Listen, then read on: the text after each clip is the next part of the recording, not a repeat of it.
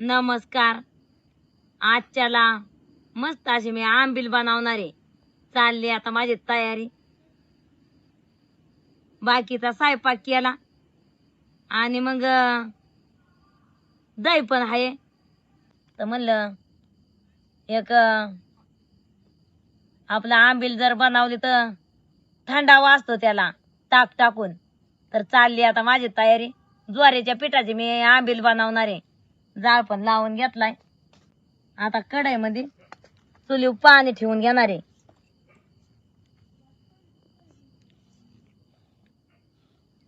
किंवा रात्रीची बनवली आणि दुसऱ्या दिवशी सकाळची करून पिले ना.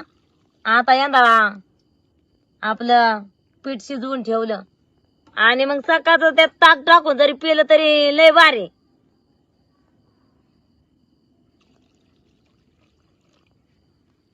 खरं तर माणूस म्हणजे बाळू मामाला गेलं तिकडं आदमापूरला की माणूस नक्कीच आंबील प्रसादाचा आस्वाद घेत. तर बहाणा म्हणले आपण आज आपल्या बिराडावर बनवू आणि मस्त बाकी त्याचा आस्वाद घेऊ. चालली बहानाची तयारी. आता हे दिवस पण एकदम कोकणामध्ये आता गरमीचं येतं उकाड्याचं. तर म्हणजे आंबील खाणं चांगलं असतं. हा मग काय, नाचणीच्या पिठाची किंवा ज्वारीच्या पिठाची वेगळी केले पण जाते किंवा एकत्र दोन्ही समान पीठ घेऊन थोडं थोडं 2-2 चमचे केली पण तरी जमती. 2-2 चमचे घेऊन केली तरी. नाचणीचं 2 चमचे, ज्वारीचं 2 चमचे घेऊन मिक्स जरी बनवली ना तरी चालतं या आंबील. किंवा मग वेगळी वेगळी करायची. आता मी जास्तच करणार आहे जरा. आताच्याला पण खाणार आहे आणि सकाळच्याला पण खाणार आहे. आता हे ज्वारीचं पीठ घेतलंय मी. ज्वारीचं पीठ म्हणजे लय आपल्या पिठासारखं बारीक नाही. असं एकदम जसं चाळून कसं काढतो चाळणीतनं बराड बराड पडतं अंग तसं पीठ घेतलेलं आहे. एकदम बराड निसतं. बारीक रव्यापासून पण बारीक आहे पण लय बारीक नाही. म्हणजे आपल्या भाकरीला पीठ दळतो तसं नाही. थोडस कणे आहेत त्याच्यात. हे पीठ मी गार पाण्यातच आधी खलवून घेणार आहे चांगलं.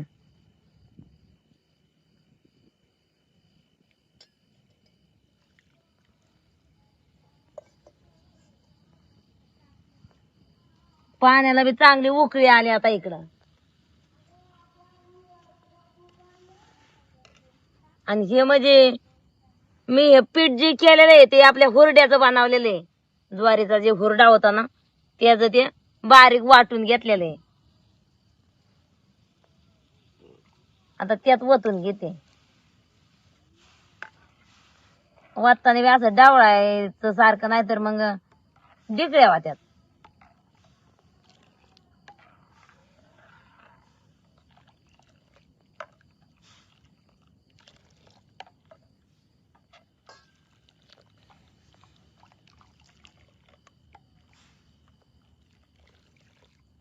चांगलं आपलं मसाल्याचं 4 चमचे मी पीठ घेतलं होतं.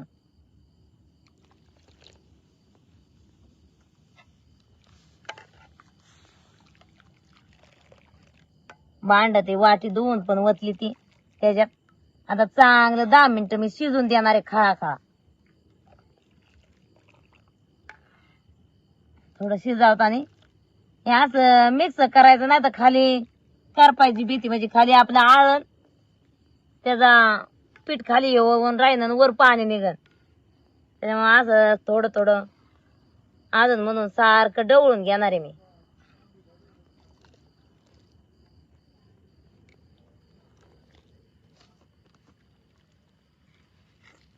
त्याच्यात चवीप्रमाणे ना मीठ टाकून घेणार आहे. जास्त पण नाही.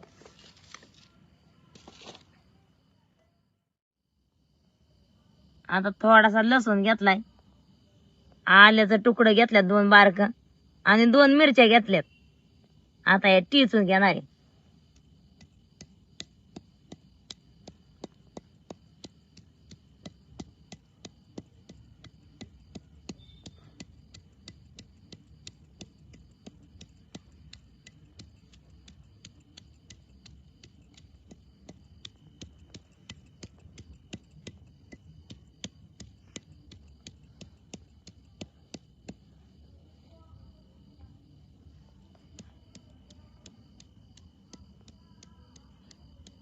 किंवा मिरची नुसती चिरून घेतली तरी जमते, नाही मिरची घातली ना तरी पण जमते.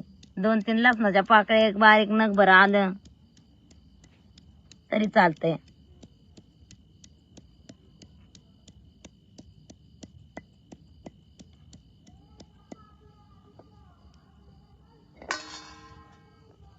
गावात काहीतरी कार्यक्रम आहे ते वाचतं या. ते जरा पाण्यात अशा खलवून घेणार आहे. चांगल्या कुस करून घेतल्या आता ते पाणी असं गाळून घेणार आहे इकडे मी.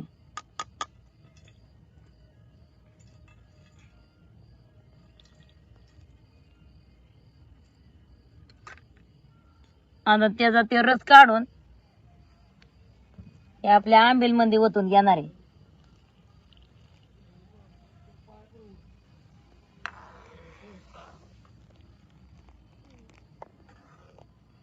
आता ही आंबील म्हणजे अशीच पियायला पाहिजे आपल्याला, त्याच्यामुळे ही अशीच पाहिजे, एवढीच अशी, कारण ती गार झाल्याच्या नंतर अजून घट होणार.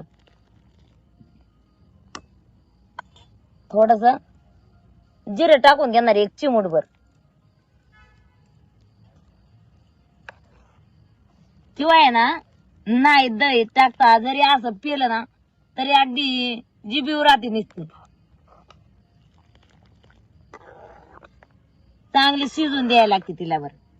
आणि लय घट नाही पाहिजे, अशी पातळच पाहिजे, महत्वाचे.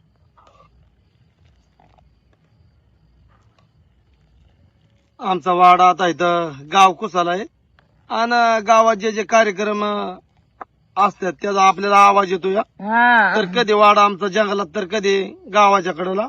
आता उन्हाळा असल्यामुळं शेत सगळे मोकळे झालेले आहेत, त्यामुळं आम्ही बसत बसत असं गावाच्या कडेला आलोय. आणि पुन्हा पावसा पाण्याचा दिवस पण आले. पावसा पाण्याचा दिवस येतं, कधी वादळ येते, कधी वारा येते, आज कधी दुपारी- पाऊस येतोय. दुपारी तर एक झाड करंजाचं झाड जी पडलं, मी गुढी बघायला गेली, धुळातनं झाड पडलं. आणि आम्ही पुरं घेऊन तिकडे होतो का हं. पाण्यावर गेलतो आणि मेंढरच उभी राहिली तिथं पाण्यावर जायचं आणि सगळं धुळत धुळं आली, लिपायचं. डोळं लिपायचं. कचरा बिचरा. तुम्ही घाबरलाच जाल. अहो मी तिथनं आणि मिंड्या गोड्यांनी तर फार लांब डोंगर गाठला होता. मग त्यासाठी सांगते, मग वादळ सुटलं असं मी मेंढरापासून पळत सुटले. तुम्ही लावलं म्हणून मला बरं झालं. हा ना दादांची दैन झाली असती. मामा एकटं बिराडाव, मी मेंढराकडे पोरं घेऊन. पावसाचं कसं चाललंय आता, ब्याव दावा कसं चाललंय शेतकऱ्याला घ्यावर कोण. आणि मग मला येतो वरतो ते नुसतं बिंग इथं आल्या मामाला म्हणलं, मामा तुम्ही झाडाखालनं लांबवा. आणि मी तशीच पळत गोड्याला, सागर माझ्या माग पळत पुन्हा. हा ना, आणि मग गेली तर गोडीच नाही तिथं, फार फार वर गेली बघायला. वडचा माग लागला बाण आहे तिकडे, असं ना. तेव्हा मी तिकडे गेलो. मी तर बिली म्हणलं वादळाला वादळ. गोडा पण घाबरते की रे. हा, मग कुणाका पळाली कुणाका नाही. तिथं अहो त्या गुढी होती का, त्याच वावरात झाड मोडलं, एवढं जे मोठं मोडलं ना करंजाचं झाड. झाड किती आहे ना, आंब किती आणि जांभळ किती पडते ते. हो, नेमकं वाटव पडलंय झाड, ती वाट होती. वय बा नाही, हं? सर्वात फळांचा सीजन म्हणजे हा मोठा आहे सर्वात. लय आंब्याचं शेतकऱ्याची नुकसान होते. हातरून झालं या, जांभळं पडून या, पण आंब जे पडलं ना कच्च मच, म्हणजे त्याचं वाटच हा लागलं. ना, जांभळ काय- एक आता ती पडायचीच होती. हे माग असं काय काय लागलेली जांभळ आंब हे सगळं वाऱ्याने पडलं. मग काय, आता या आंबील मी 10-15 चांगली मिनिटं उकळून घेतली. 10-15 मिनिटं झाल्याच्या नंतर आता ही खाली उतरून घेणार आहे, चांगली शिजली.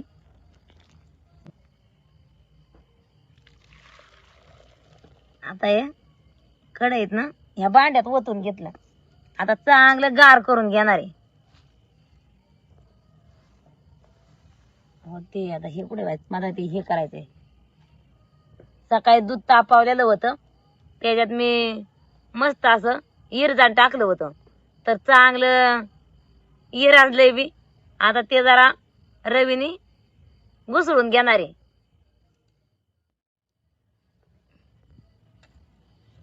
चांगलं अगदी खापीसारखं इराजलंय.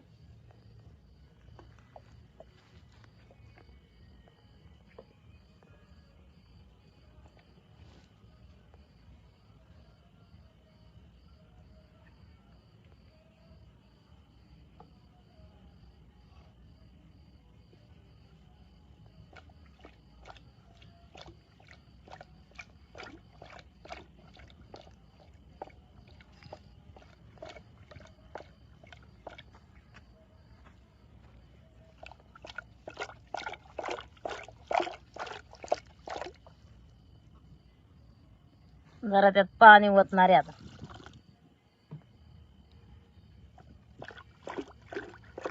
मिठाचं दूध शेळ्याचं दूध लय गट असत. अजून आमचा वाडा इकडं कोकणातची बसल्या जाग्यावर. पण एकदा इथून वाटचाल चालू झाली की दररोज 15 किलोमीटर 20 किलोमीटर आम्हाला प्रवास करायला लागतो गावापर्यंत पोहोचतोपर्यंत. कधी पाऊस, कधी ऊन, कधी वारा, कधी चक्रीवादळ, कधी थंडी, कधी खाल्ला जागा, म्हणजे तिथं पाणी असेल, चिखल असेल, तर प्रत्येक गोष्ट लागते. समोर जायला लागतं आम्हाला गावापर्यंत जास्तो. कारण इथून आपल्याला चालत जायचे कोकणातनं, नाही का म्हणा. मग काय चालत नाही तर काय.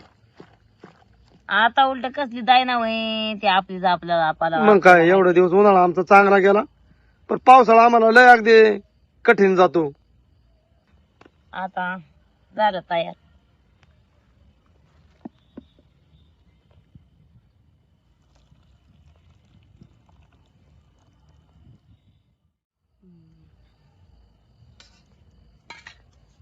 आता पोरं काय म्हणतात आहे, आम्हाला नुसते आंबील प्यायला द्या. आता जेवायला भाकरी केल्यात आणि मुगाच्या डाळीची आमटी बनवलेली.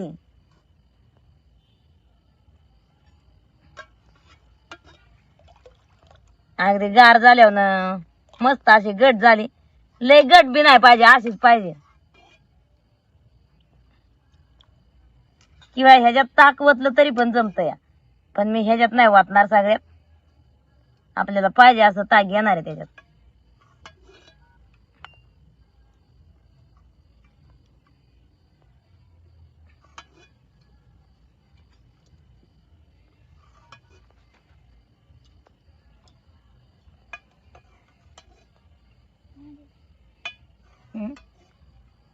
तुला ताक देऊ का? माहिती ना तुला ताक नको का? बर चालतंय.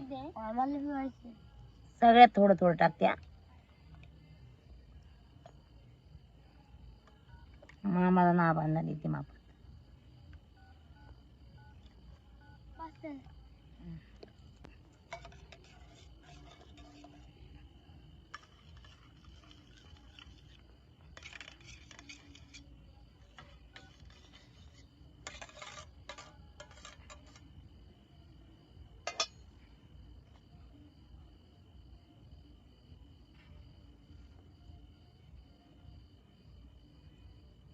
बरोबर बा कोथिंबीर ठेवली होत्या. हा कोथमीर बाई, कोथमिरीने माझं मस्त येतं आंबील रंग. संग. हा बसा तुम्ही आता.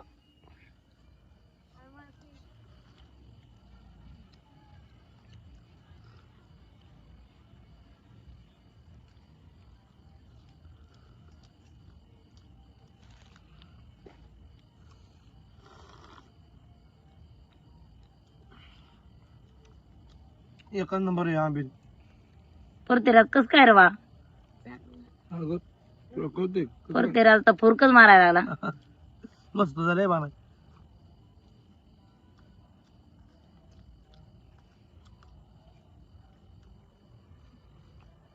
सकाळी सकाळी दररोज जरी करून पिलं ना सकाळच्या पारी.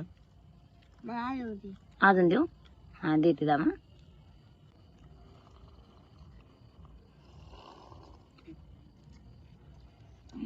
सागर काय रे फुगला वय? कशी काय आंबील लागली? त्याचे बोट होतो त्या बोटावर बरं झालं जरा. मस्त झालं. परतेरात छान लागली ना? पुरते रात बरं लय प्याला. लय पिलं बा माझं.